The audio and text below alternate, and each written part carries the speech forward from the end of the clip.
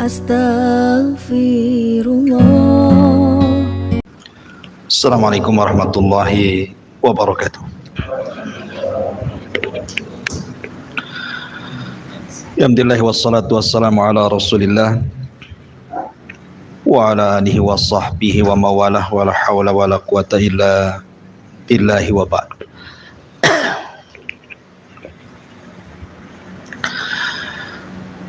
Baik, alhamdulillah di malam hari ini kita bisa duduk untuk bermajlis ilmu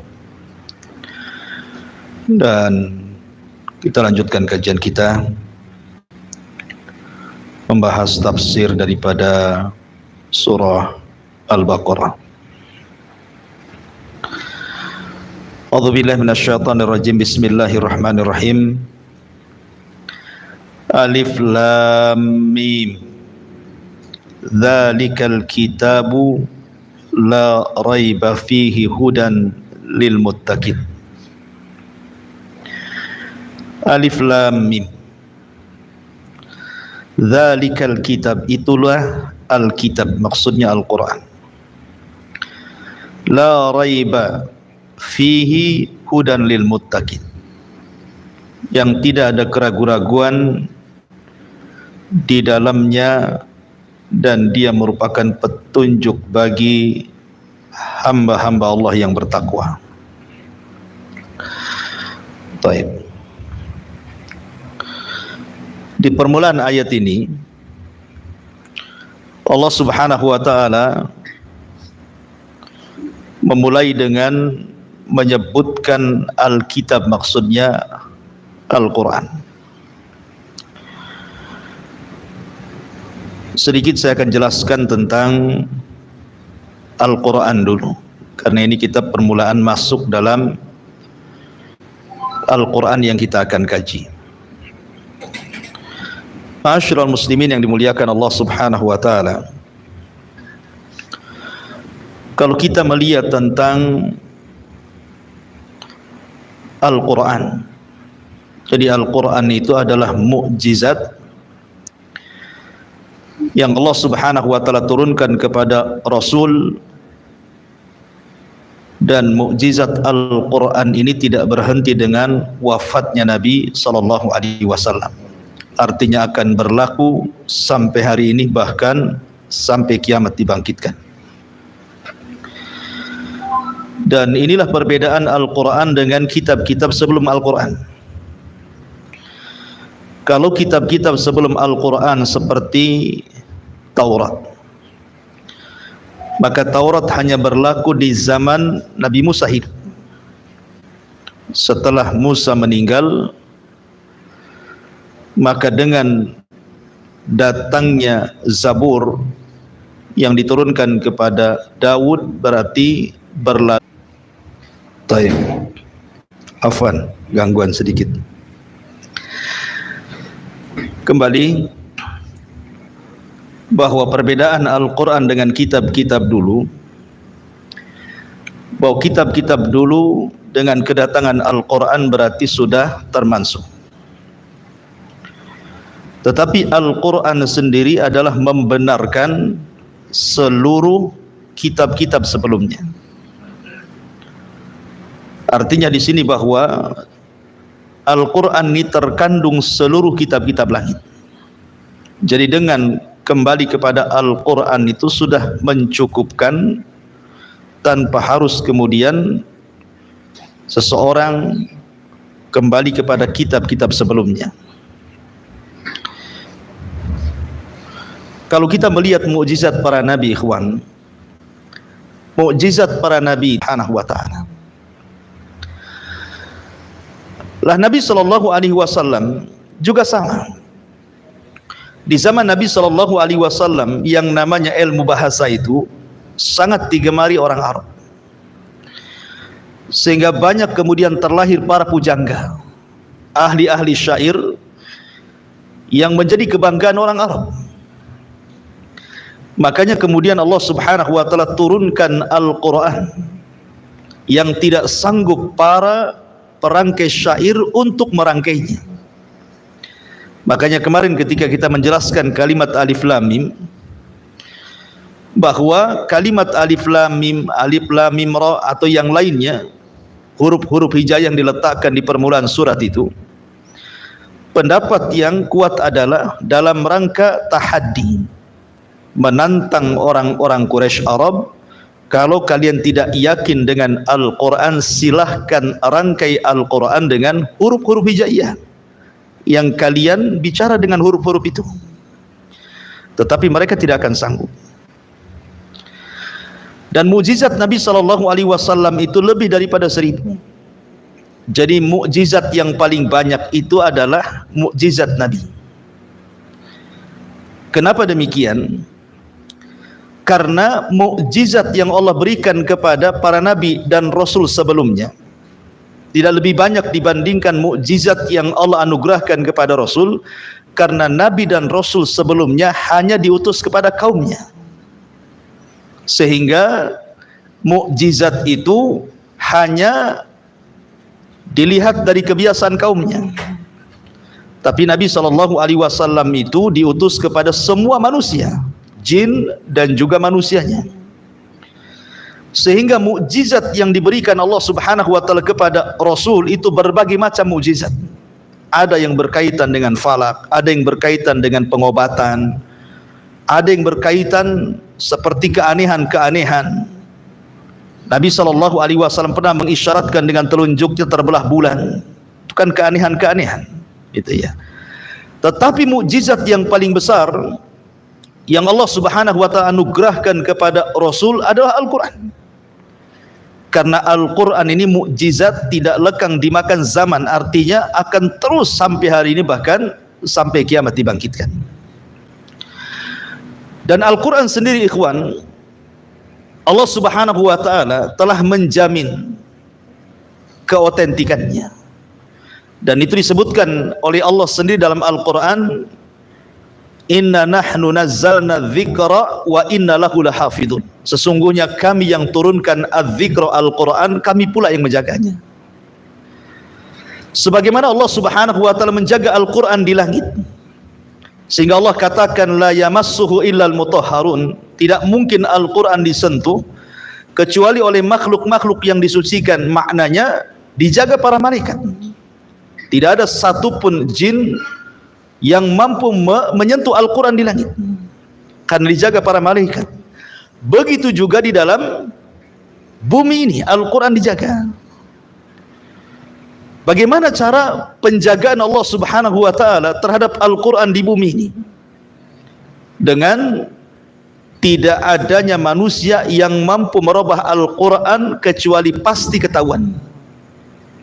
Satu huruf saja bergeser dari tempatnya pasti tahu dan akan ketahuan. Dan Allah Subhanahu wa taala memudahkan menghafal Al-Quran yang tidak bisa dihafal di zaman dulu dengan kitab-kitab mereka. Coba lihat, Al-Quran bisa dihafal orang yang belum balik pun hafal Quran ada. Iya kan? Bahkan banyak, bukan 1-2 orang di Palestina itu anak-anak udah hafal Quran sampai hari ini. Apalagi orang dewasa, anak-anak saja udah hafal Quran.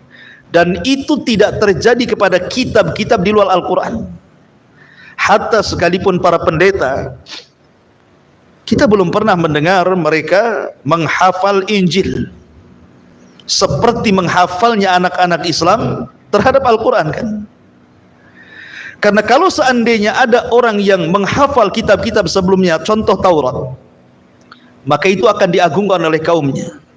Makanya kenapa Nabiullah Uzair alaihi salam itu dituhankan oleh orang-orang Yahudi? Coba Allah katakan dalam Al-Quran, wa qalatil yahud Uzair ibnullah wa qalatin nasara al-masihu ibnullah. Berkata orang-orang Yahudi, Uzair itu anak Allah, sebagaimana orang-orang Nasrani mengatakan bahwa Isa ibn Maryam itu anak Allah. Kenapa Uzair dituhankan? Karena sejarahnya, ketika Palestina itu dihancurkan sehancur-hancurnya oleh Raja Bukhtun Nasr, akhirnya kemudian orang-orang Yahudi betul-betul dibantai. Perempuan dan anak-anaknya jadi budak dibawa ke Babil, Irak. Dan sebagiannya kemudian melarikan diri dan kotanya dihancurkan sampai ke akar-akarnya. Dan itu dijelaskan dalam Al-Quran. Au kalladzi marra ala qaryatin wa hiya khawiyatun ala urushiha. Ketika seseorang lewat, maksudnya Uzair, ke sebuah kota yang hancur sampai ke akar-akar pondasi bangunannya itu. Kemudian Uzair pun melihat reruntuhan-runtuhan bangunan itu. Apakah mungkin Allah mampu membangkitkan kota Palestina menjadi sebelum dihancurkannya? Tiba-tiba Uzair kemudian ditidurkan 1 abad kan. Ketika bangun, kotanya sudah hidup kan itu ya. Lah ketika itu papan Taurat hilang akibat penyerbuan Buktun Nasr menghancurkan Palestina itu. Dan Allah anugerahkan kepada Uzair mampu menghafal Taurat. Ceritanya begitu. Sehingga ketika kemudian Uzair pulang kepada kaumnya, karena mereka sudah tidak menemukan papan Taurat, akhirnya mereka minta diajarkan kepada Uzair Taurat yang dihafalnya. Maka mereka mulai menulis. Sejak itulah Uzair dianggap anak Tuhan. Karena Nabi Musa saja tidak menghafal Taurat, tapi Uzair ini bisa menghafal Taurat. Kalau seandainya orang yang menghafal kitab langit dianggap anak Tuhan, dalam Islam itu banyak kali anak Tuhan nantinya. Karena yang hafal Quran banyak kan gitu ya. Uzair itu hafal Taurat dianggap anak Tuhan. Berarti dalam Islam ini orang yang hafal Quran banyak, tapi tidak dikatakan anak Tuhan. Ya, ma'asyiral muslimin yang dimuliakan Allah Subhanahu wa taala. Makanya karena Al-Quran itu terjaga di langit dan juga terjaga di bumi, itulah yang membedakan Al-Quran dengan kitab-kitab sebelumnya. Karena kitab-kitab sebelumnya walaupun masih ada sampai hari ini, tapi sudah dikotori oleh tangan-tangan yang tidak bertanggung jawab, merubah-rubah kalimat-kalimat di dalamnya. Dan itu Allah isyaratkan dalam Al-Quran, yuharrifunal kalima an mawadhihi. Mereka orang-orang Yahudi dan Nasrani suka merubah-rubah kalimat-kalimat Allah di dalam kitab-kitab yang diturunkannya, sehingga tidak bisa dikatakan otentik lagi, karena sudah bercampur kalam Allah dengan kalam manusia. Bagaimana sebuah kitab suci dicampurkan perkataan Allah dan juga perkataan manusia? Mungkinkah jadi solusi? Tidak mungkin. Tapi Al-Quran murni, tidak ada campur tangan ucapan manusia yang masuk ke dalamnya. Al-Quran sejak zaman Nabi SAW sampai hari ini, ya ini saja isinya. Tidak ada perubahan sama sekali. Ma'asyiral muslimin yang dimuliakan Allah Azza wa Jalla. Adapun sejarah Al-Quran, kenapa sampai ada mushaf di depan kita? Dahulu di zaman Nabi SAW ada para penulis wahyu. Jumlahnya sekitar 40 lebih para penulis wahyu itu. Di antaranya Abdullah ibn Mas'ud radhiyallahu an, kemudian Ali radhiyallahu an, Muawiyah bin Abi Sufyan radhiyallahu an, Zaid ibn Thabit, Mu'ad ibn Jabal, Ubay ibn Ka'ab, dan banyak para sahabat, kurang lebih hampir 40 sahabat menjadi kutabil wahyu, penulis wahyu. Ya. Sehingga kemudian masing-masing para sahabat itu punya mushaf sendiri-sendiri. Kayak Ali punya mushaf, catatan dia kan gitu ya. Abdullah ibn Mas'ud punya mushaf, catatan dia. Dan sahabat yang lain punya mushaf, catatan dia. Tetapi di zaman itu orang-orang tidak mengandalkan kepada catatan. Di zaman itu orang mengandalkan kepada hafalan. Orang dulu itu hafalannya luar biasa di zaman para sahabat Nabi SAW. Catatan itu hanya sekedar dicatat kemudian disimpan begitu saja. Karena mereka langsung talaki dengan Nabi SAW dan langsung dihafal. Baru setelah di zaman Abu Bakar Siddiq radhiyallahu anhu dan Rasul sudah meninggal, terjadi perang Yamamah. Perang melawan Musailamah Al-Kadzab, yang disebut perangnya Hadiqatul Maut, kebun kematian. Karena Musailamah Al-Kadzab dan pasukannya dikepung oleh kaum muslimin dalam kebun itu, maka disebut perangnya Hadiqatul Maut, kebun kematian. Ya. Lah dalam perang Yamamah ini banyak hufadul Quran, pakar-pakar Quran gugur, mati syahid. sehingga membuat kekhawatiran Umar bin Khattab radhiyallahu an, kalau seandainya para penghafal Quran, ahli pakar-pakar Quran itu sedikit demi sedikit wafat satu-satu, nanti bagaimana generasi setelahnya? Makanya Umar datang kepada Abu Bakar agar Abu Bakar mengumpulkan Al-Quran. Awalnya Abu Bakar nggak mau, karena hal itu tidak pernah dilakukan Nabi kan gitu. Tapi terus didorong Umar, akhirnya Abu Bakar pun mendapatkan hidayah Allah, akhirnya dia pun mau mengumpulkan Al-Quran. Dikumpulkanlah semua catatan-catatan mushaf-mushaf yang ditulis oleh para sahabat dan dikumpulkan menjadi satu. Maka Abu Bakarlah orang yang pertama mengumpulkan Al-Quran. Ya. Tetapi Al-Quran itu hanya diletakkan begitu saja. Setelah Abu Bakar meninggal, maka kemudian Al-Quran yang dikumpulkan diserahkan kepada Umar. Ketika Umar radhiyallahu an meninggal, maka Al-Quran itu dijaga oleh Hafsah putri Umar bin Khattab radhiyallahu an. Baru di masa Utsman ibn Affan radhiyallahu an. Ketika Utsman mengirim pasukan ke Persia, ke Syam, maka terjadi kegaduhan antar para sahabat, saling menyalahkan qiraah. Contoh umpamanya, gara-gara wawu orang bisa bermasalah. Innallaha huwal ghafurur rahim wa huwal ghafurur rahim. Jadi gara-gara ada tambahan wawu, ini yang benar, ini yang salah. Ya, gara-gara tambahan huwa, ini yang benar, ini yang salah, gitu. Karena kan masing-masing mendengar dari Nabi masalahnya. Sehingga hal ini mengkhawatirkan para sahabat, lapor kepada Utsman bin Affan bahwa para sahabat sudah mulai berselisih gara-gara qiraah. Sebaiknya engkau kumpulkan manusia untuk Al-Quran. Makanya perbedaan Abu Bakar, kalau Abu Bakar itu mengumpulkan Al-Quran, kalau Utsman itu mengumpulkan manusia kepada Al-Quran. Ya. Maka akhirnya oleh Utsman bin Affan radhiyallahu an diperintahkan beberapa para sahabat untuk menyatukan Al-Quran. Riwayat-riwayat yang syadzah, yang bermasalah, riwayat-riwayat yang bertentangan, yang tidak masyhur, sebaiknya dibakar. Jadi sahabat yang punya catatan, kemudian qiraah yang dicatatnya itu tidak masyhur, maka sebaiknya dibakar. Kemudian yang terakhir mereka dengar dari Nabi SAW ketika Rasul membaca Quran dan yang disepakati, itulah yang dikumpulkan. Akhirnya kemudian Utsman ibn Affan radhiyallahu an mengumpulkan Al-Quran yang kemudian menjadi satu mushaf yang disepakati, yang disebut dengan mushaf imam namanya. Mushaf imam. Lah mushaf ini kemudian disalin, kemudian dikirim ke Yaman satu, ke Kufah satu, ke Basrah satu, ke Syam satu, di Madinah satu, di Mekah satu, supaya jangan ada perselisihan qiraah lagi. Dan berhasil. Sampai hari ini mushaf yang kita pegang ini disebut mushaf imam namanya, atau kata lain mushaf Utsmani. Ya. Sehingga tidak ada perselisihan lagi. Jadilah mushaf hari ini. Karena sekali lagi di zaman dulu itu Al-Quran itu betul-betul diletakkan di dada. Tidak seperti hari ini gitu ya, di rumah-rumah hampir ada Al-Quran. Kalau zaman dulu tidak ada. Zaman dulu itu betul-betul Al-Quran diletakkan di dada mereka, sehingga tidak butuh mushaf. Tapi di zaman sekarang sudah dimudahkan oleh Allah, hampir semua rumah ada mushaf.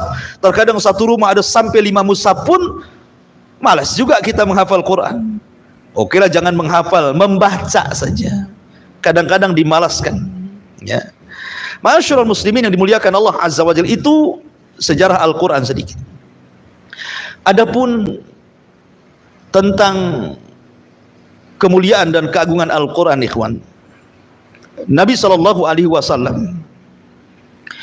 adalah orang yang paling mengagungkan Al-Quran dan memerintahkan para sahabatnya untuk mengagungkan Al-Quran. Saya akan kisahkan beberapa kisah dari Nabi dan juga dari para sahabat untuk membangkitkan semangat kita membaca Quran. Kita tahu bahwa Al-Quran itu pertama kali turun adalah surah Iqra, di mana Allah Subhanahu wa taala memerintahkan Jibril yang merupakan pemimpin para malaikat berjumpa dengan manusia yang merupakan pemimpin para nabi dan rasul. Berarti dua pemimpin berjumpa di sini.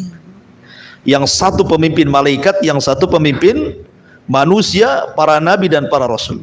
Nabi sallallahu alaihi wasallam. Di mana? Di Gua Hira. Disinilah pertama kali wahyu turun kepada Nabi sallallahu alaihi wasallam suratul Alaq.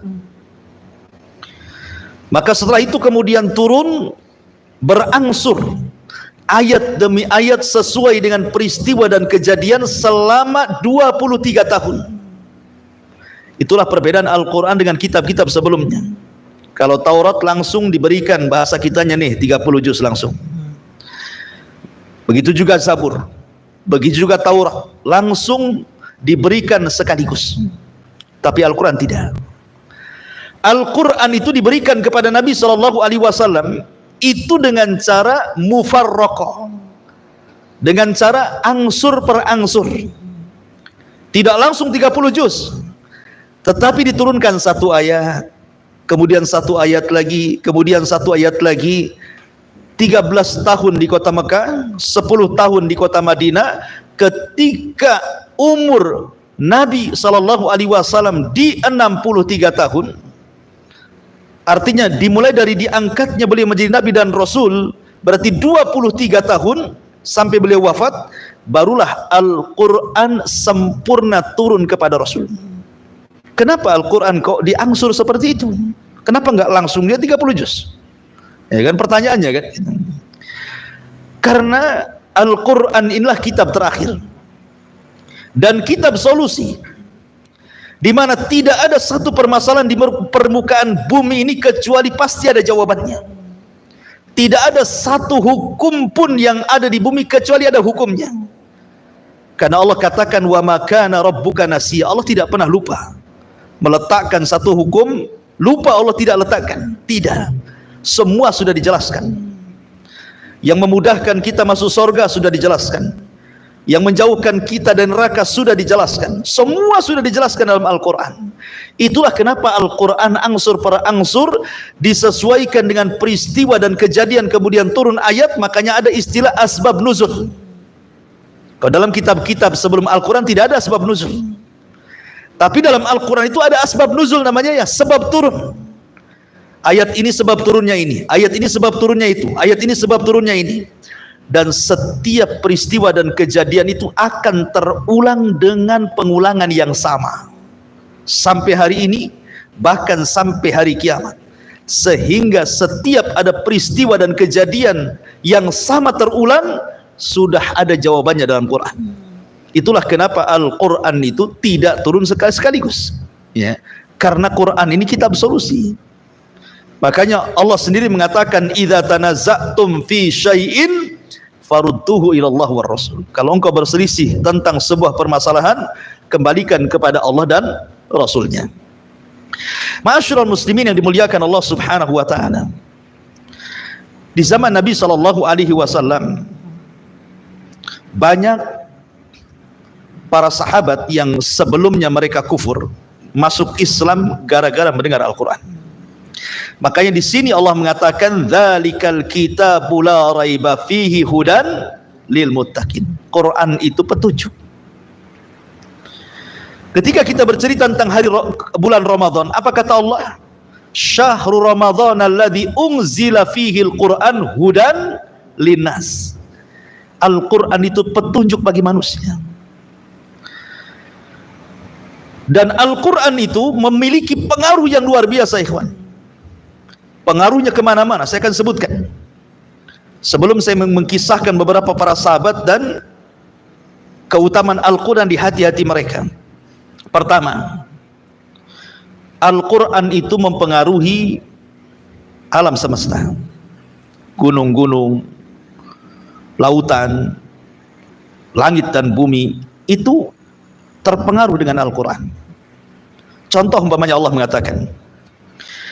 mengatakan lau anzalna hadzal Qur'an ala jabalin la ra'aitahu khashi'an mutasaddian min khasyatillah wa tilkal amsalu nadribuha lin-nasi la'allahum yatafakkarun. Kata Allah Subhanahu wa taala, kalau seandainya kami turunkan Al-Qur'an ini kepada gunung, maka engkau lihat gunung itu akan bergetar dan bergegar karena rasa takutnya kepada Allah Subhanahu wa taala. Ya. Artinya bahwa gunung benda mati saja bisa bergetar dengan Al-Qur'an. Makanya Allah juga mengatakan, inna aradnal amanata 'alas samawati wal ard fa abaina an yahmilnaha wa ashfaqna minha wa hamalahal insan. Sesungguhnya kami tawarkan amanah kepada langit dan bumi. Maksudnya Al-Qur'an. Tetapi langit dan bumi menolaknya karena tahu pengaruh Al-Qur'an itu. Ya. Jadi Al-Qur'an itu betul-betul mempengaruhi langit dan bumi. Ini satu. Yang kedua, Al-Qur'an itu juga mempengaruhi para malaikat. Allah Subhanahu wa taala berfirman, hatta idza fuzzi'a an qulubihim, hatta idza fuzzi'a an qulubihim, apabila Allah Subhanahu wa taala menurunkan wahyu kepada Jibril, maka malaikat ini akan merasakan ketakutan. Hatta idza fuzzi'a, ketika rasa takut ini masuk ke hati-hati para malaikat. Qalu, maka mereka mengatakan, madza qala rabbuna, apa yang dikatakan Rabb kami? Qalul haq, kebenaran. Jadi apabila Allah Subhanahu wa taala hendak menurunkan sebuah wahyu, maka akan terdengar suara gemerincing seperti, kata Nabi SAW, seperti rantai besi yang dipukul-pukul di atas batu, memekikkan gitu. Dan itu membuat pingsan para malaikat. Semua malaikat di langit pingsan. Maka yang pertama kali siuman adalah malaikat Jibril. Malaikat Jibril lah yang pertama kali siuman. Kemudian Allah memanggil Jibril dan Allah pun menurunkan wahyunya. Ketika selesai, barulah kemudian para malaikat siuman semuanya. Baru mereka bertanya kepada Jibril, apa yang dikatakan Allah kepadamu? Maka Jibril kemudian mengatakan begini, begini, begini. Maka malaikat pun bertakbir dan bertasbih. Lihat bagaimana pengaruh Al-Quran membuat para malaikat pingsan. Bahkan ketika Al-Quran sudah turun kepada Nabi SAW, maka para malaikat ada yang ditugaskan oleh Allah Subhanahu wa taala yang kesana kemari, itu tugasnya hanya mencari para pembaca Quran. Jadi ada malaikat itu sayyahun. Sayyahun itu artinya malaikat-malaikat yang safar kesana kemari. Jadi kalau ada orang yang membaca Quran, maka dia akan mengepakkan sayap di kepalanya, kemudian akan mendoakan kebaikan kepada para pembacanya. Bahkan hadis yang jelas disebutkan dalam hadis Abi Sa'id Al-Khudri radhiyallahu an, Rasul bersabda, la yaqulu qaumun yadhkuruna Allah azza wa jalla illa haffathumul malaikatu wa ghasyiyatuhumur rahmatu wa nazalat alaihimus sakinatu wa dzakarahumullahu fi man indah. Tidaklah sebuah kaum seperti antum berbuat halaqah seperti ini, dibacakan ayat-ayat Al-Quran, dipelajari ayat-ayat Al-Quran, kecuali malaikat akan turun mengepakkan sayapnya, kemudian menurunkan rahmat Allah, menurunkan ketenangannya, menurunkan doanya, dan kita disebut-sebut oleh Allah, dipuja dan dipuji di hadapan makhluk yang ada di langit sana. Artinya bahwa Al-Quran itu betul-betul mempengaruhi para malaikat. Kemudian juga Al-Quran mempengaruhi bangsa jin. Ingat ketika Nabi SAW pulang dari Taif, bayangkan Rasul SAW ketika meninggal Khadijah dengan Abu Talib, sehingga tidak ada pelindung lagi, maka 18 kabilah Quraisy sepakat mengusir Nabi. Akhirnya Nabi SAW tidak berani mengucapkan karena ancamannya besar, risikonya besar, mengucapkan kebenaran, karena 8 kabilah sudah sepakat memboikot Nabi. Akhirnya Nabi SAW terpikir untuk berdakwah ke Taif. Berangkat Rasul ke Taif. Rupanya sampai di Taif, orang Taif pun, orang Thaqif pun kemudian mengusir balik, bahkan menyerang Nabi.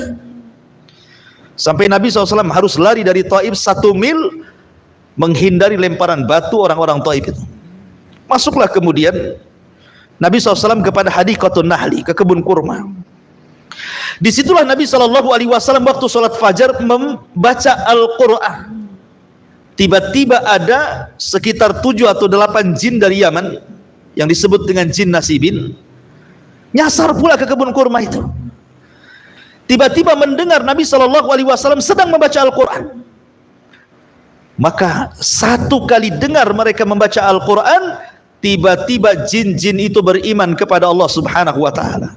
Makanya Allah Subhanahu wa ta'ala firmankan, Qul uhiya ilayya annahu istama'a nafarun minal jinni faqalu inna sami'na qur'anan ajaba yahdi ila rusydi fa'aman nabi.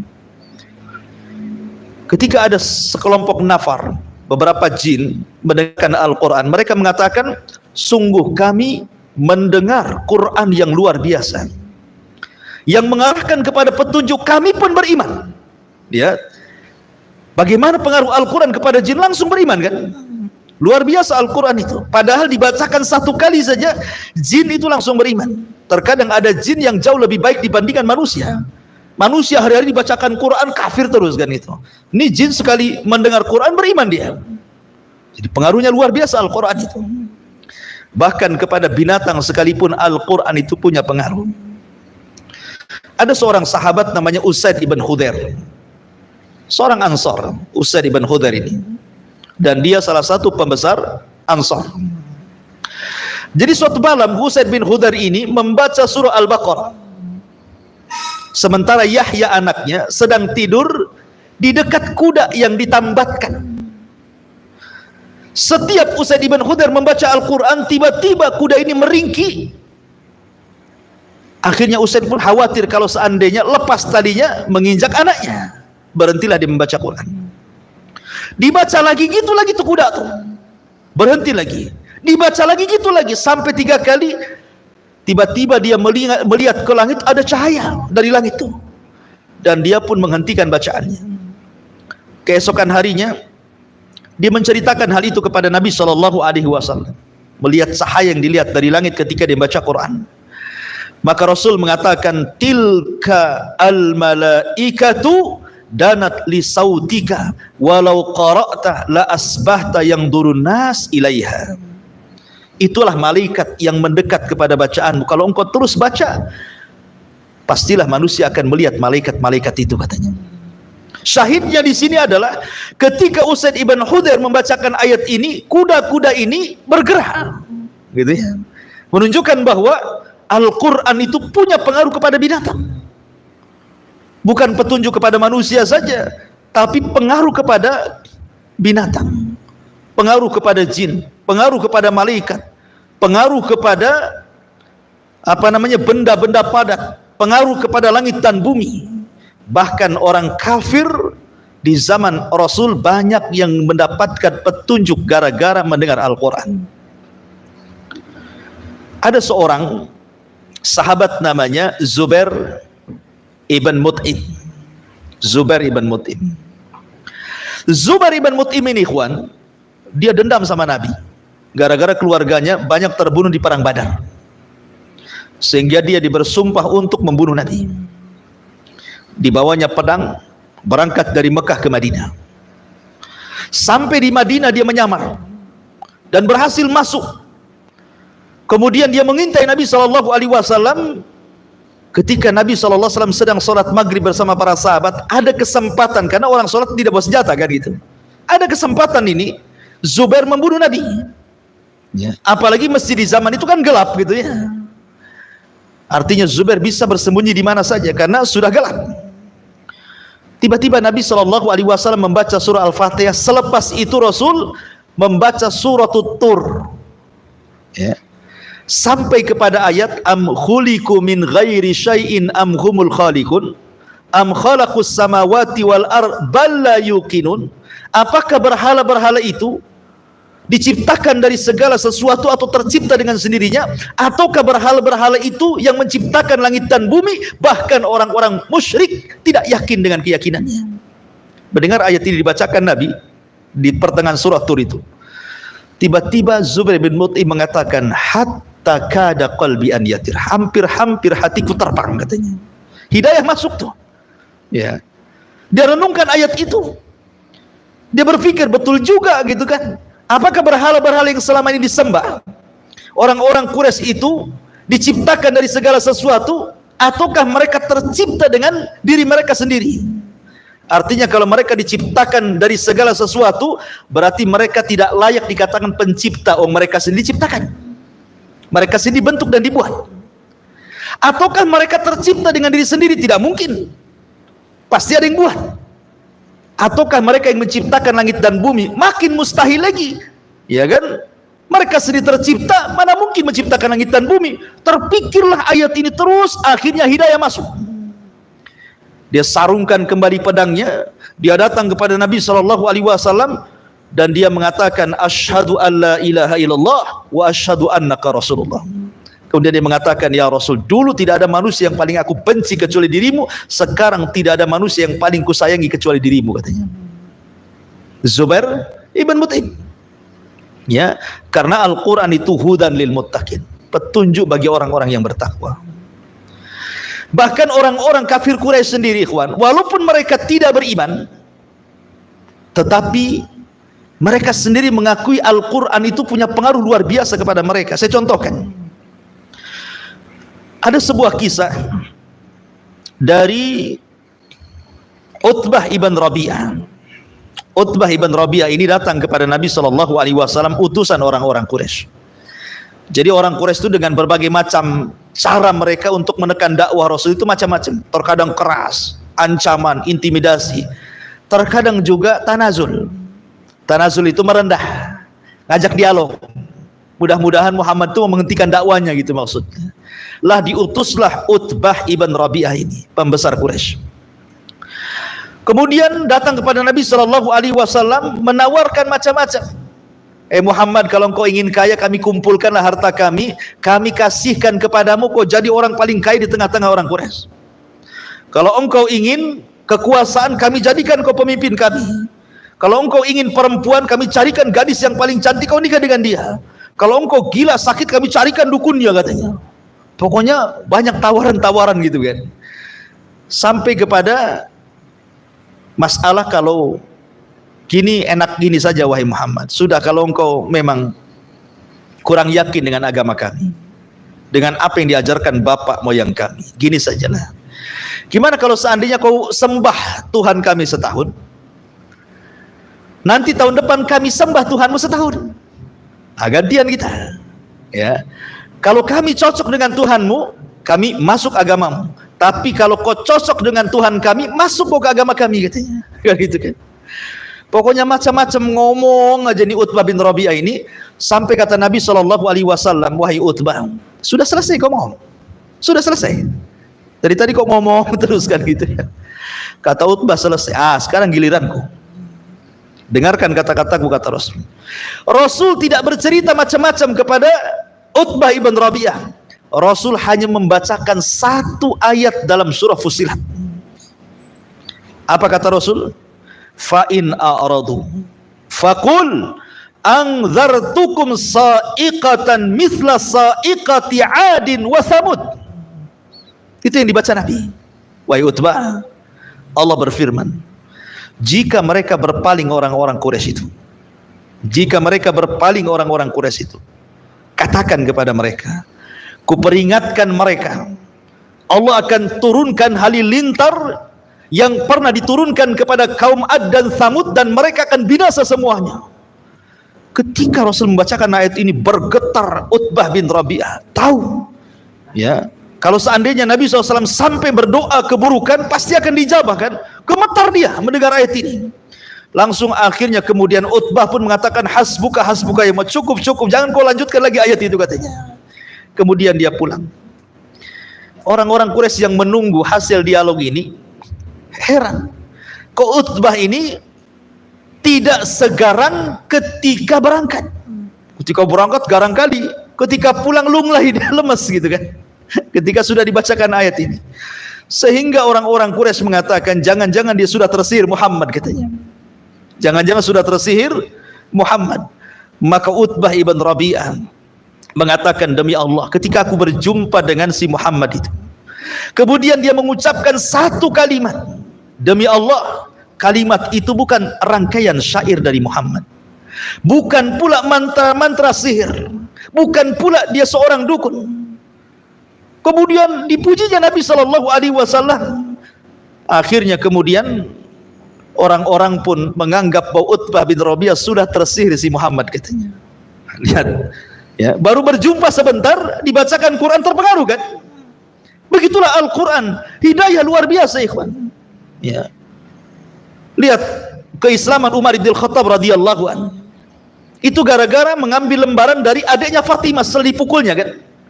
Tapi kata Fatimah, jangan dulu, engkau najis, kau mandi dulu katanya. Akhirnya Umar pun mandi, diambil lembaran Quran itu dibaca, hidayah masuk dia, akhirnya masuk Islam. Ya. Begitulah Al-Quran itu hudan lil muttaqin, hudan lin nas wa bayyinatin minal huda wal furqan. Betul-betul petunjuk kepada manusia. Luar biasa pengaruhnya, mempengaruhi semuanya Al-Quran itu. Ya. Ma'asyiral muslimin yang dimuliakan Allah Azza wa Jalla, coba perhatikan keagungan Al-Quran ini. Allah Subhanahu wa taala ketika menurunkan Al-Quran, lewat siapa? Lewat malaikat Jibril. Sebab Jibril membawa Al-Quran itulah, maka Allah Subhanahu wa taala jadikan Jibril sebaik-baik para malaikat. Kemudian Jibril membawa Al-Quran kepada siapa? Kepada Nabi SAW. Sebab itulah Nabi SAW dijadikan sebaik-baik manusia, bahkan pemimpinnya para nabi dan rasul, orang yang awal-awal dan akhir-akhir. Ketika Al-Quran kemudian turun di bulan Ramadan, maka Ramadan menjadi pemimpin bulan-bulan dari 12 bulan. Ketika Al-Quran turun di malam Lailatul Qadar, maka malam itu menjadi malam terbaik dari seluruh malam dalam setahun. Ketika Al-Quran kemudian turun kepada umat Islam, maka Allah katakan, kuntum khaira ummah, kalian sebaik-baik umat, lebih baik daripada umat Musa, umat Isa, umat Ibrahim dan umat-umat sebelumnya.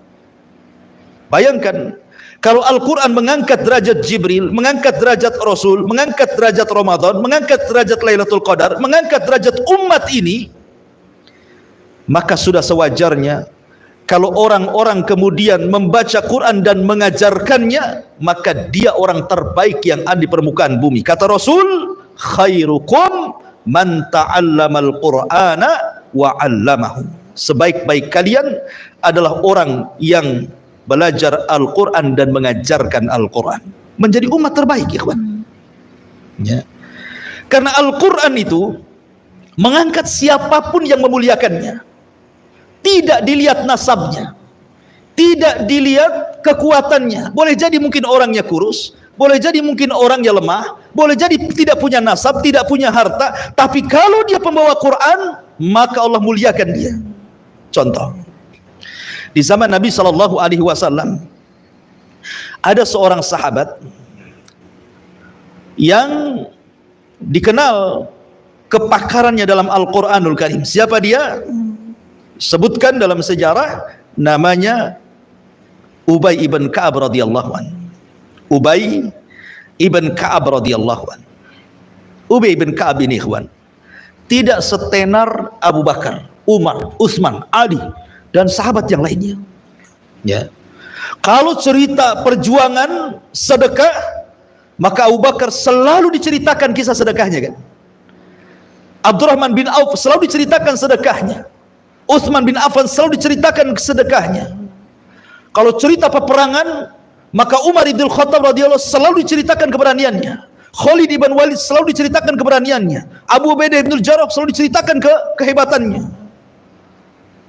Kalau cerita tentang ibadah, Maka Umar bin Khattab, Utsman bin Affan, dan sahabat-sahabat yang lain. Atau kalau diceritakan tentang orang yang bermulazamah tidak pernah meninggalkan Rasul, maka pasti kita menceritakan Anas bin Malik radhiyallahu anhu. Tapi Ubay ibn Ka'ab tidak seterkenal mereka, tetapi namanya disebut-sebut di langit. Suatu hari Nabi SAW memanggil Ubay ibn Ka'ab radhiyallahu anhu. Kemudian kata Nabi SAW, kemari wahai Ubay, innallaha amarani an aqra alaikal Qur'an. Wahai Ubay, barusan Allah Subhanahu wa taala perintahkan aku untuk membacakan Quran kepadamu. Bayangkan, Allah memerintahkan Rasul untuk membacakan Quran kepada Ubay bin Ka'ab. Kenapa tidak kepada Abu Bakar saja yang sudah jelas-jelas gitu ya? Kenapa tidak kepada Umar, kepada Utsman, kepada Ali, atau kepada sahabat-sahabat yang lain yang dikenal sedekahnya, dikenal keberaniannya, dikenal ibadahnya, dan begitu seterusnya? Kenapa Allah memerintahkan membaca Quran, diperintahkan oleh Allah kepada Rasul untuk dibaca kepada Ubay? Ubay ibn Ka'ab sampai merasa terharu. Dia mengatakan di hadapan Nabi SAW, ya Rasulullah, kata Ubay ibn Ka'ab, asammanillah, apakah Allah Subhanahu wa taala betul-betul menyebut namaku di langit? Seolah-olah Ubay mengatakan, kenapa tidak Abu Bakar saja? Kenapa tidak Umar saja? Kenapa Ali? Kenapa mesti nama dia disebut-sebut di langit, gitu maksudnya. Maka dia mengatakan, asammanillah, apakah Allah menyebut-nyebut namaku? Maka Nabi SAW mengatakan, ya, Allah menyebut namamu. Kemudian Nabi SAW membacakan ayat lam yakunil ladzina kafaru min ahlil kitabi wal musyrikina munfakkina hatta ta'tiyahumul bayyinah, sampai selesai surah Al-Bayyinah dibacakan kepada Ubay bin Ka'ab. Lihat keagungan, karena Ubay itu cinta dengan Quran. Makanya di zaman Umar bin Khattab radhiyallahu an, ketika Umar melihat manusia sholat tarawih sendiri-sendiri di masjid, kata Umar, kenapa kalian nggak berkumpul saja sholat tarawih berjamaah, diimami satu imam, kan gitu ya? Maka Umar pun kemudian mengumpulkan manusia. Siapa yang disuruh menjadi imam? Ubay ibn Ka'ab. Jadi imam dia sholat tarawih Ramadan 1 bulan. Itulah kenapa tarawih itu dilakukan 1 bulan, karena mencontoh sunnahnya Umar bin Khattab yang mengumpulkan manusia sholat tarawih berjamaah di atas imam Ubay ibn Ka'ab radhiyallahu anhu. Ya, ma'asyiral muslimin yang dimuliakan Allah Subhanahu wa taala. Bahkan di zaman Umar bin Khattab radhiyallahu anhu, dari Nawas ibn Sam'an, dari riwayat yang lain, jadi di zaman dari Amir ibn Wa'ilah, rahimahullahu ta'ala. Jadi Nafi ibn Abdillah ini adalah gubernur Mekah. Nafi ibn Abdillah ini, dia safar sampai ke Ghasfan, mendekati kota Madinah. Kemudian tiba-tiba berjumpa dengan Umar bin Khattab, dan ketika itu Umar menjadi Amirul Mukminin, khalifah kedua setelah Abu Bakar. Jadi Umar bin Khattab radhiyallahu an bertanya kepada Nafi ini, wahai Nafi, kau tinggalkan Mekah, siapa yang menjadi gubernur di sana? Wakil dulu siapa? Ya kan? Lihat bagaimana Umar marah kepada pemimpin-pemimpin daerah yang meninggalkan daerahnya. Ya kan?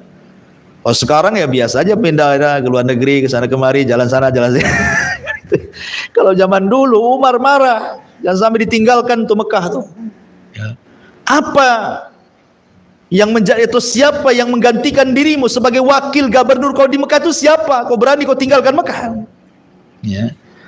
Kata Nafi ini mengatakan, ada wahai Amirul Mukminin.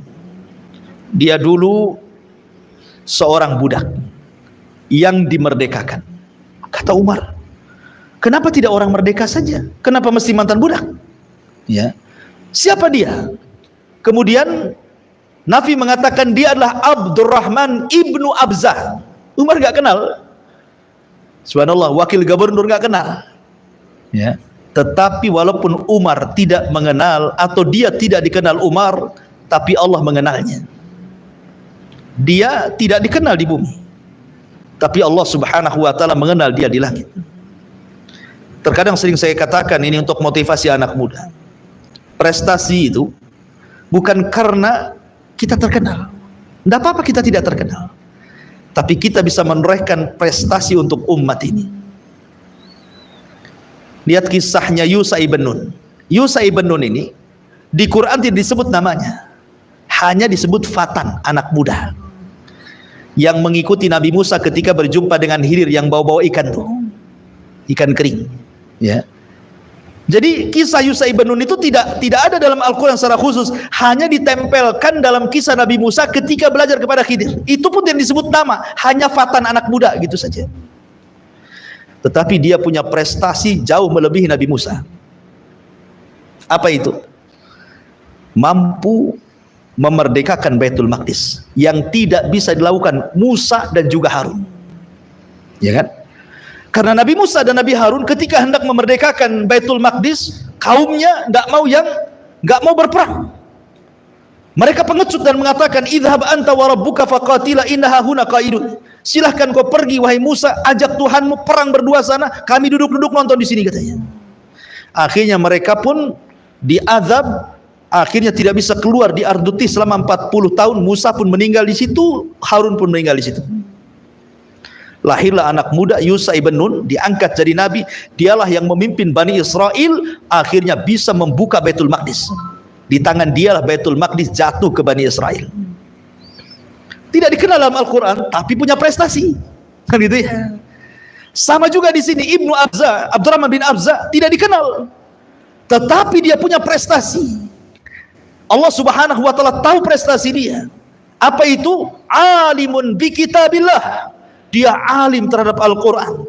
Makanya ketika Umar bertanya, kenapa kau pilih Ibnu Abza sebagai wakilmu? Apa tidak ada lagi orang merdeka? Kenapa mantan budak? Lihat jawaban Nafi. Dia mengatakan, ya Amirul Mukminin, innahu alimun bi kitabillah. Dia orang yang paling pakar tentang Quran. Dari situ Umar mengatakan, shadaqa Rasulullah sallallahu alaihi wasallam. Sungguh benarlah sabda Nabi, ya. Innallaha yarfa'u bihadzal kitaba aqwaman. Terkadang Allah angkat dengan Al-Qur'an itu beberapa kaum yang tidak diangkat oleh yang lainnya. Ya kan? Begitulah Al-Quran, ikhwan, mengangkat.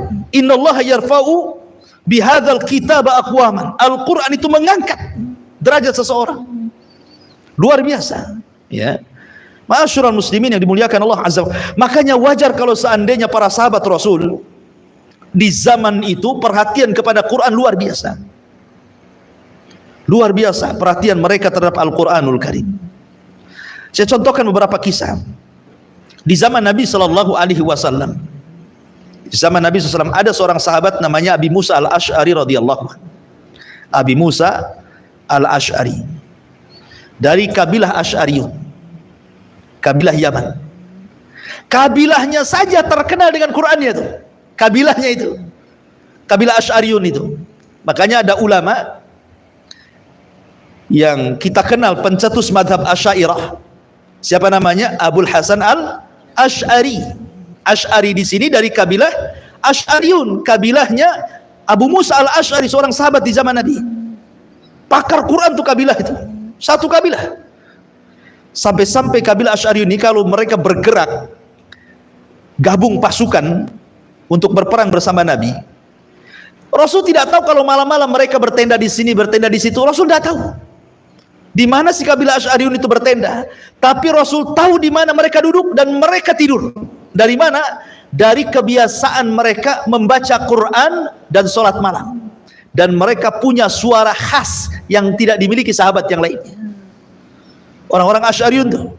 Sampai-sampai Rasul mengatakan, ini a'rifu maudi al-Ash'ariyina indal jais, katanya. Aku tahu di mana letak pasukan Ash'ariyin di tengah-tengah tentara, katanya. Kenapa?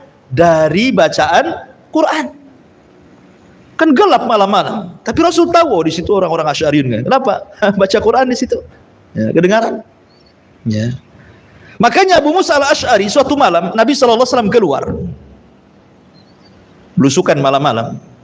Ya, Nabi belusukan malam-malam.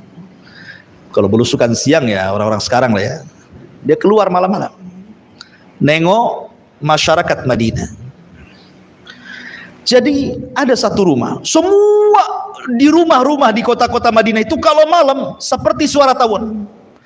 Keluar baca-baca Quran dari hampir semua penduduk kota Madinah. Kalau di malam hari itu keluar seperti suara tawon, di mana masing-masing rumah mengeluarkan suara Al-Quran. Persilah zaman dulu kan gitu ya. Zaman dulu belum ada TV, apalagi handphone gitu kan.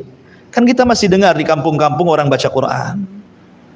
Ya, zaman dulu lah, kalau zaman sekarang hampir nggak ada. Lebih keras jangkriknya dibandingkan ngoroknya. Ya, orang sekarang udah susah baca Quran. Jadi Nabi SAW kemudian terdiam di satu rumah karena dari sekian para sahabat yang membaca Quran yang keluar dari rumah-rumah mereka qiraah-qiraah itu, rupanya ada sahabat yang paling indah bacaannya. Rasul heran dengan bacaan yang indah itu. Tertegunlah Rasul di samping rumahnya Abu Musa al-Asy'ari itu. Saking indahnya suaranya. Rasul mendengarkan duduk terus dari sampai mau mendekati fajar, bayangkan. Gak terasa. Orang kalau khusyuk ikhwan, gak akan terasa. Lihat anak-anak main game tuh. Ya kan? Dari pagi sampai sore dia bisa nongkrong di situ. Gak makan, gak minum, gak peduli. Saking khusyuknya nongkrong itu. Orang kalau khusyuk ikhwan, lupa semuanya. Sampai Nabi saking enaknya mendengarkan Al-Quran itu, nggak sadar mau fajar, bergegaslah Rasul takut ketahuan orang. Maka selepas sholat subuh dia panggil Abu Musa al-Asy'ari dan mengatakan, ya Aba Musa, semalam aku mendengar suara bacaan Al-Quran. Abu Musa al-Asy'ari kaget kalau semalam itu suaranya didengar Nabi. Sampai dia mengatakan sambil nangis, ya Rasulullah, kalau aku tahu engkau berada di luar rumahku mendengarkan bacaanku, tentu akan kubaguskan kembali suaraku. Belum dikeluarkan tuh suaranya. Aku akan baguskan lagi suaraku, katanya. Kata Nabi SAW, ya Aba Musa, sungguh Allah sudah menitipkan suara kepadamu seperti suara Daud ketika taronum dengan zaburnya. Karena Nabi Daud itu Nabi yang memiliki suara termerdu satu dunia ketika membaca Zabur. Karena sifatnya Zabur itu lain dengan Taurat, Injil, Quran tidak.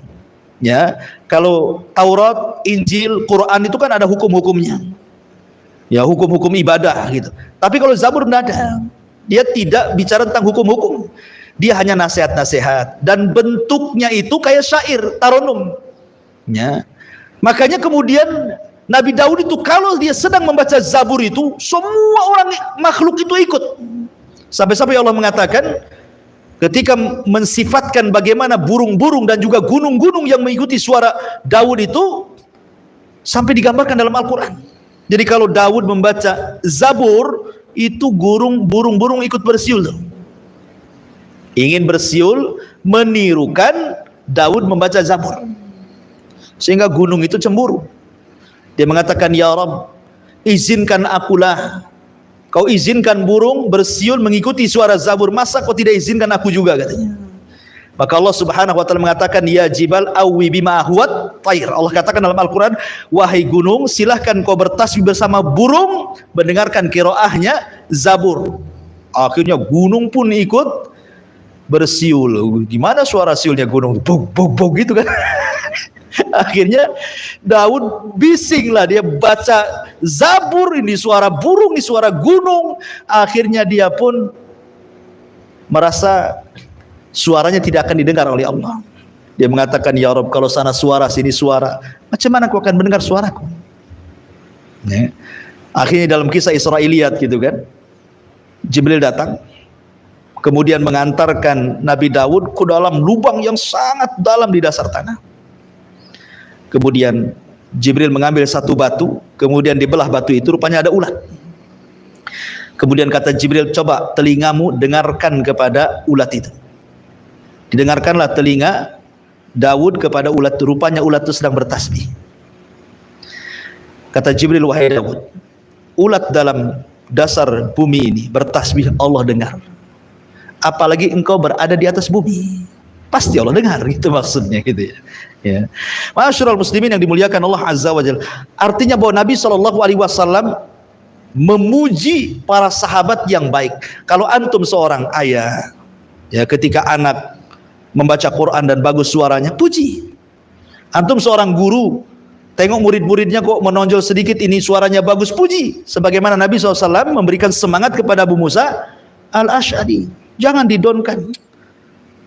Nah, jadilah seperti siapa, Syekh Suren, suaramu jadi serem gitu.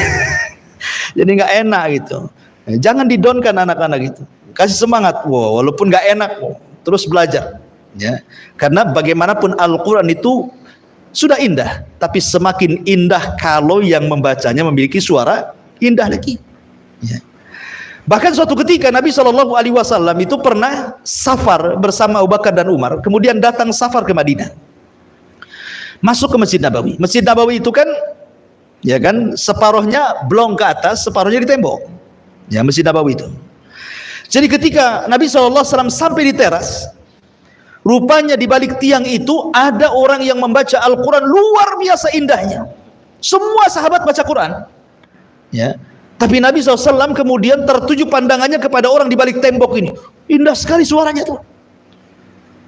Mendengarkan sampai selesai. Kemudian dipanggillah Umar bin Khattab dan juga Abu Bakar, sini kamu. Kata Nabi SAW, man arada an yasma'al qur'ana ghaddan tariyan kama unzil falyaqra ala ibni ummi abdin, kata Rasul. Abu Bakar, Umar, kalau engkau ingin tahu bagaimana suara Jibril saat menurunkan wahyu kepadaku, aku dengarkan suara orang itu, Ibnu Ummi Abdin. Ibnu Ummi Abdin ini kunyah, ya, namanya siapa? Abdullah ibn Mas'ud. Ya, seolah-olah Rasul mengatakan, kalau kau ingin mendengar bagaimana suara Jibril ketika menurunkan wahyu kepadaku, aku dengarkan suara Abdullah ibn Mas'ud. Seperti itulah, saking indahnya. Nabi SAW memuji siapa? Abdullah ibn Mas'ud, ya, karena memiliki keindahan suara yang paling baik itu. Bahkan suara, kalau kita ditanya lalu di antara sekian para sahabat yang paling indah suaranya, siapa dia? Ada yang mengatakan namanya, saya lupa namanya siapa, Nafi Maula ibn Umar radhiyallahu anhu. Ya, Nafi Maula ibn Umar radhiyallahu anhu itu suaranya paling bagus di zaman itu. Taib. Kita sudah mengetahui uraian-uraian sedikit tentang sejarah Al-Quran, kemudian keistimewaan Al-Quran di zaman para sahabat Nabi SAW. Maka kita masuk kepada keutamaan Al-Quran, sedikit kita jelaskan. Ma'asyiral muslimin yang dimuliakan Allah Subhanahu wa taala, Nabi SAW sangat menghormati orang yang menghafal Quran, baik ketika hidup ataupun ketika dia mati. Ketika dia mati, biasanya Nabi SAW kalau menguburkan para syuhada, terkadang satu lubang 2 orang, terkadang satu lubang 4 orang, 5 orang gitu kan. Maka Rasul mengatakan dahulukan yang paling banyak hafalannya. Rasul mengatakan dahulukan yang paling banyak hafalannya. Menunjukkan apa? Kemuliaan para penghafal Quran. Ya. Kemudian juga Nabi SAW kalau mengutus Sariyah, itu satu pasukan khusus, Rasul tidak terlibat di situ. Itu namanya Sariyah. Kopassus bahasa kitanya, ya, pasukan khusus gitu ya. Rasul tidak terlibat, tapi Rasul mengutus pasukan khusus. Biasanya Nabi SAW akan memilih di antara sekian pasukan, dijadikan pemimpin. Dan biasanya ketika Nabi menjadikan salah seorang pemimpin dari pasukan itu, tesnya bukan keunggulan dalam masalah jihad, bukan karena dia pandai pedang, pandai memanah, pandai berkuda, bukan itu yang ditanyakan Nabi, bukan skillnya. Tapi Rasul bertanya soal hafalan Quran. Rasul bertanya kepada pasukan itu, kau berapa juz? Kau berapa juz? Kau berapa juz? Kau berapa juz? Gitu kan. Nanti yang terbanyak hafalan Qurannya, kata Rasul, anta imamuhum, kamu pemimpin mereka. Lihat, Nabi SAW menjadikan pemimpin perang itu dinilai dari hafalan Quran, ya, karena Rasul tahu kemenangan itu ada pada penghafal Quran. Anta imamuhum, engkau imamnya. Sampai ada satu kasus, ya, satu kasus Nabi SAW memilihkan satu pemimpin yang paling banyak hafalan Qur'annya. Berangkatlah kemudian pasukan khusus ini. Rupanya setiap dia sholat jahar, pamannya maghrib, isya, subuh, selalu yang dibaca Qul huwallahu ahad, padahal dia paling banyak hafalannya. Sehingga kemudian pasukan ini protes, engkau ini ditunjuk oleh Nabi jadi pemimpin kami ini sebab kau banyak hafalan. Kenapa asikulu saja kau baca, katanya. Kayak tak punya hafalan bahasa kitanya. Maka pemimpinnya mengatakan, kalau engkau tidak suka sholat di belakangku, silahkan sholat sendiri. Kan tidak boleh seseorang itu keluar dari pemimpin. Nah, itu ya. Tetap saja sholat di belakangnya. Sampai selesai perang, Allah menangkan, pulang, diceritakan hal itu kepada Nabi SAW, bahwa pemimpin mereka, padahal dia paling banyak hafalannya di antara kita, tetapi yang dibaca asikuluhu terus. Maka Rasul memanggil orang ini dan mengatakan apa alasannya. Kemudian dia mengatakan, karena aku mencintai surat itu, wahai Rasul. Kata Rasul, kenapa kau mencintai surat itu? Karena dalam surat itu adalah ada sifatur Rahman, sifat Allah yang sangat agung.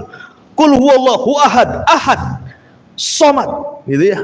Aku suka tuh dengan sifat itu.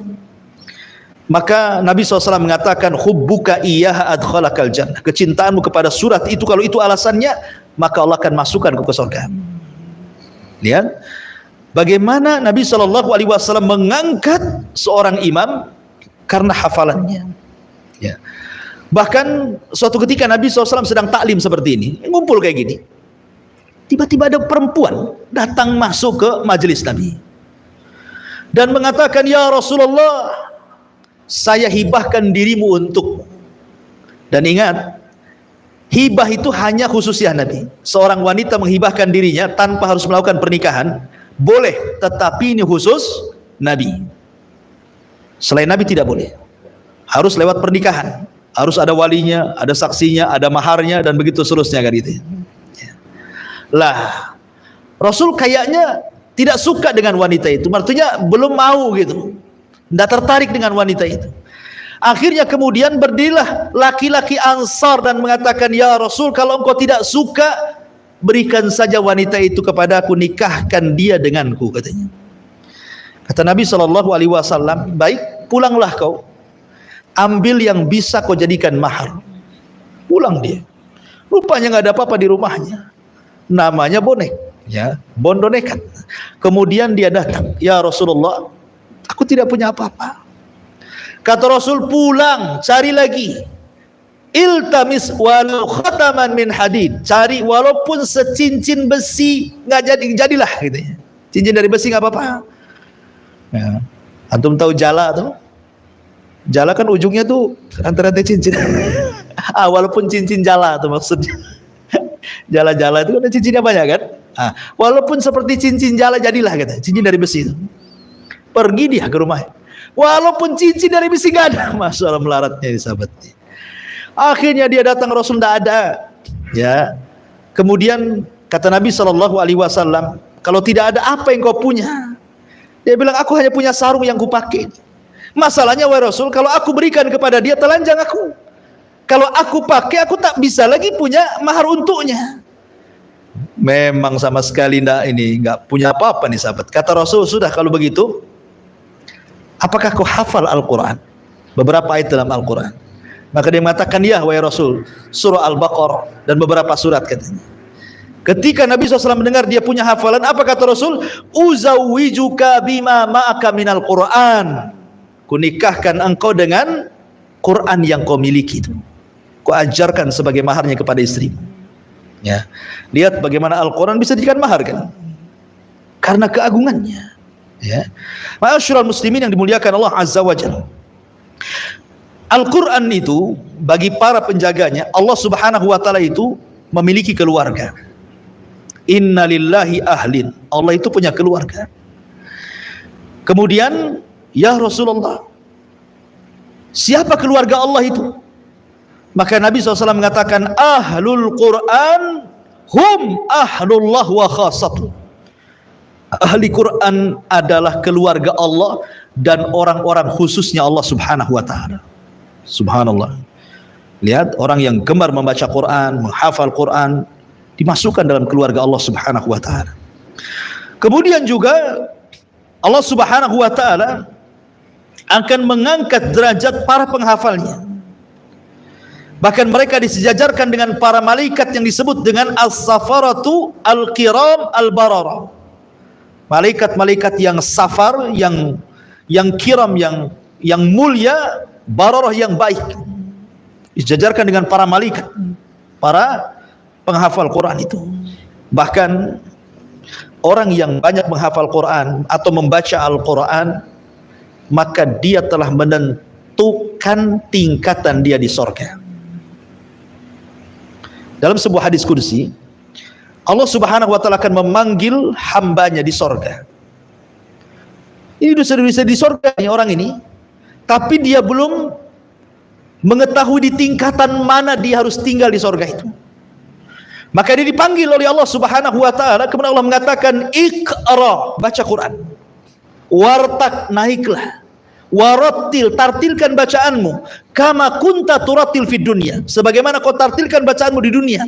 "Fa inna manzilataka inda akhiri ayatin taqra'uha", karena posisimu, tingkatanmu di sorga itu sesuai dengan akhir ayat yang kau baca di dunia. Maknanya semakin banyak kita baca Quran, semakin banyak kita hafal Quran, berarti semakin tinggi tingkatan kita di sorga.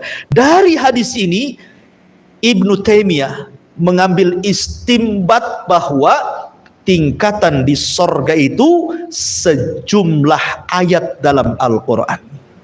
Dari hadis ini Ibnu Taimiyah mengambil istimbat hukum bahwa tingkatan di sorga itu sebanyak ayat dalam Al-Quran. Berapa ayat dalam Al-Quran? 6.500 kurang lebih tingkatan di sorga itu, dan 100-nya khusus untuk para mujahid di jalan Allah Subhanahu wa taala. Lihat bagaimana Allah Subhanahu wa taala mengangkat derajat para pembaca penghafal Al-Quran. Ma'asyiral muslimin yang dimuliakan Allah Subhanahu wa taala. Kemudian juga Allah Subhanahu wa taala akan memberikan banyak keutamaan, karena orang yang memegang Quran pasti akan diberikan petunjuk. Orang yang membacanya pasti akan diberikan taufik dan pahala, dan orang yang mendakwahkannya pasti dia akan menjadi imamatu fiddin, pemimpin dalam agama. Ya. Itu janji Allah Subhanahu wa taala dalam Al-Quran. Lah disebutkan dalam sebuah hadis ketika menyebutkan keutamaan orang yang membaca Al-Quran. Al-Quran itu ikhwatu fiddin muliakan Allah Subhanahu wa taala akan menjadi syafaat bagi para pelakunya. Dan ini sangat luar biasa. Di akhirat itu ikhwan, tidak ada yang bisa menyelamatkan kita kecuali syafaat.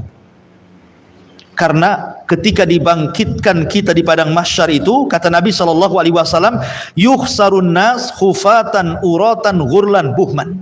Manusia itu ketika dibangkitkan persis seperti bayi, tidak pakai sandal, tidak kembali di khitan, telanjang tanpa pakaian, dan tidak ada harta di badan. Ya, bawa badan saja. Artinya tidak ada yang bisa dibanggakan, gitu ya. Kalau di dunia Anda bisa banggakan dengan harta kan? Ada kasus saja antum orang kaya, selesai itu kasus.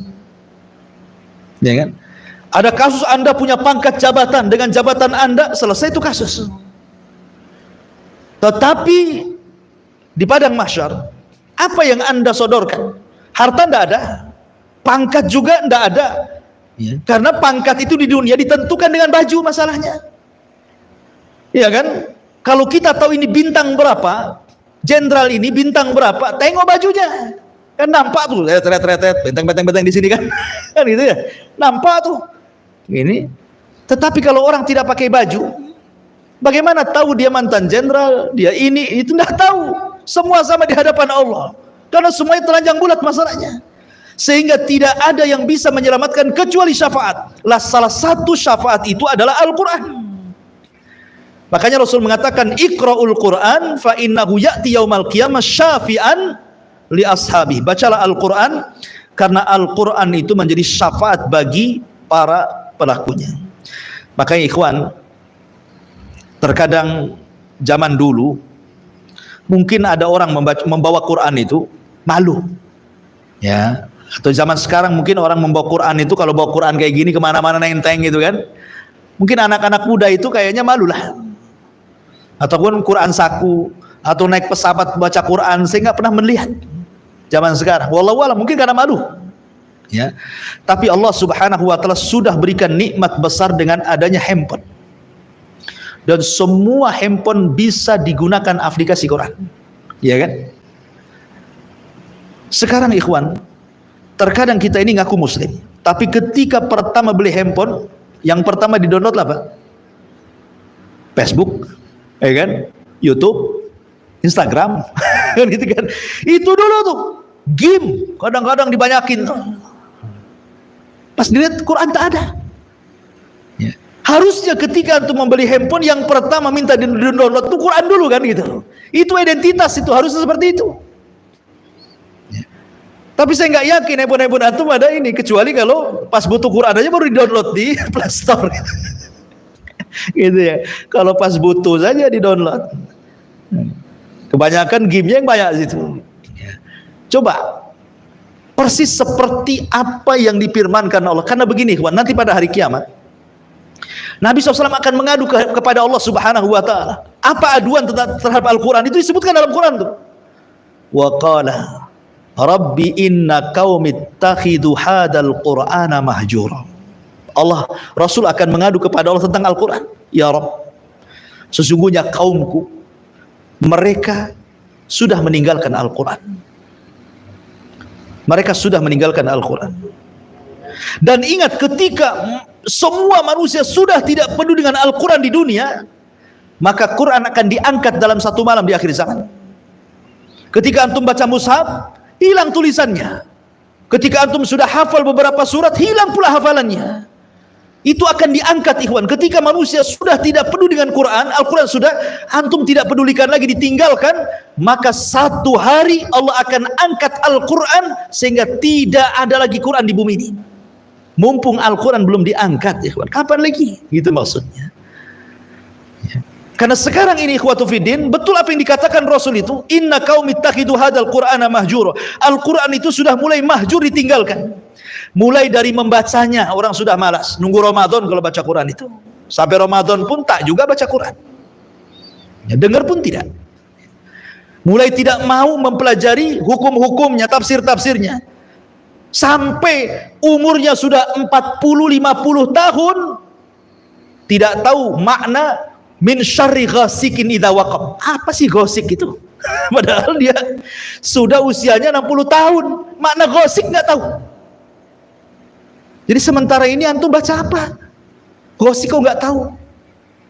Padahal hari itu surat pendek itu juz amma kan? Qul a'udzu birabbil falaq gitu. Makna falak aja nggak tahu. Itu mahjur namanya. Kalau orang sudah mulai meninggalkan, tidak mempelajari Quran, memahaminya, merenungkannya, sampai meninggalkannya, sampai mengambil hukum selain daripada Al-Quran, bahkan dikatakan hukum di luar Quran jauh lebih baik lagi, itu sudah terlampau dong. Ketika kita terangkan bahwa dalam Islam itu ada hukum rajam, kita sebutkan ayatnya, kita sebutkan hadisnya, apa katanya? Itu sudah tidak relevan lagi. Itu hukuman jadul katanya. Terlalu sadis. Ya, potong tangan terlalu sadis katanya. Rajam terlalu sadis gitu kan.